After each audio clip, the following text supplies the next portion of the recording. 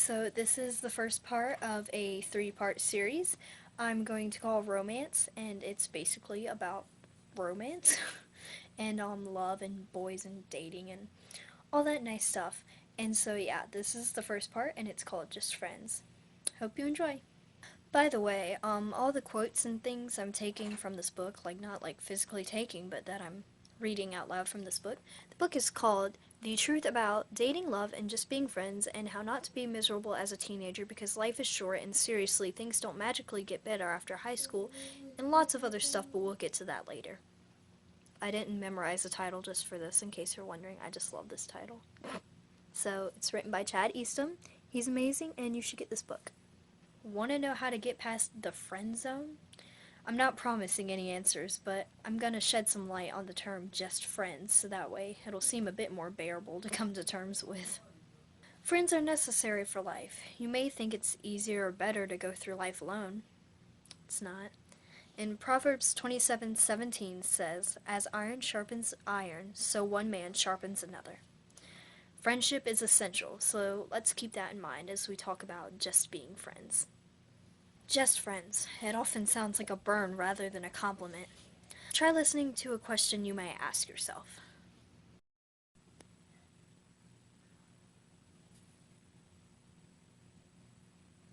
Listen to the question without the word just.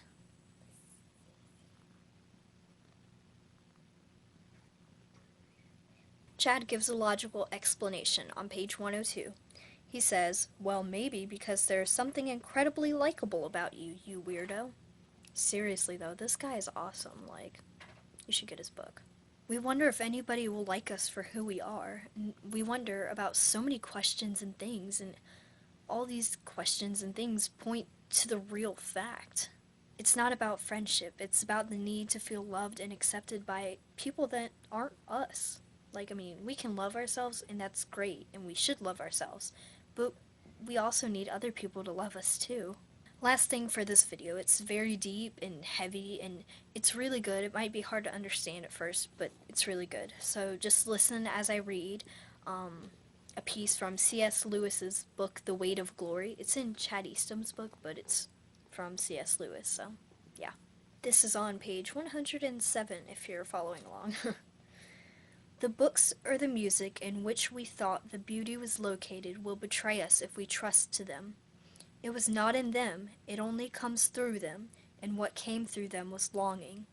These things, the beauty, the memory of our own past, are good images of what we really desire, but if they are mistaken for the thing itself, they turn into dumb idols, breaking the hearts of their worshippers.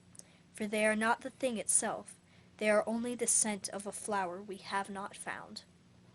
So, like I said, it sounds really deep and hard to understand at first. I mean, I had to read it like 5 times before I got it. So if you want to like rewind the video and listen to it again, yeah. So basically, C.S. Lewis is explaining our need as humans to feel love and accepted. And on 108, page 108, Chad says, "In other words, it's not really about guys or girls, or love or dating or friendships.